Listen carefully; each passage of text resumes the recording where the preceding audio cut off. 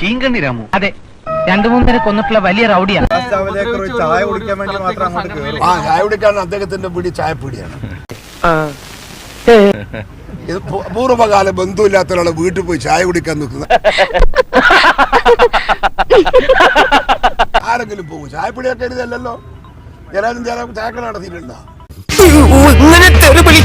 പറയുമ്പം ഒന്നിന്റെ ഒരു ക്ലാരിറ്റി വേണം. അദ്ദേഹം പറയുന്നതിനോട് ഞനക്ക് അദ്ദേഹത്തെ പ്രതികൂട്ടിക്കരി നിർത്തണം എന്ന് താല്പര്യമൊന്നുമില്ല.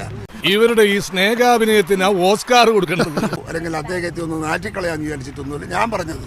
എന്താടാ നീ വലിയ കുഴപ്പക്കാരനാണെന്ന് കേട്ടു. ആണോടാ? എടുക്കുമെന്നാണ് പറഞ്ഞിട്ടുള്ളത്. അല്ല, ഒരു പ്രശ്നമില്ല. നിയമ നടപടി എടുത്തോട്ടെ. അദ്ദേഹം തന്നെ പറഞ്ഞല്ലോ, കണ്ടു വന്നു എന്നൊക്കെ പറഞ്ഞല്ലോ.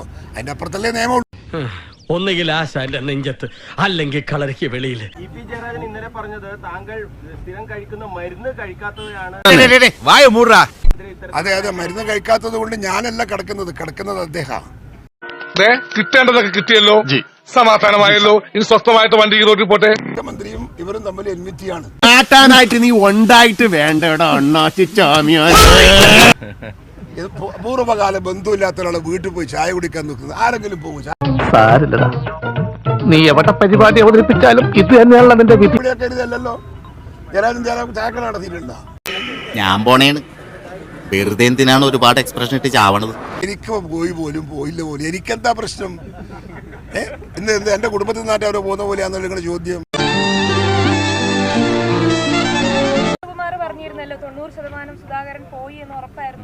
ഈ കേട്ട് ഞാൻ മടുത്തു.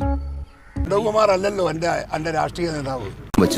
ഭവാനി തള്ളേ എന്നെ വലിയ കാര്യ. ഭവാനി തള്ളേ,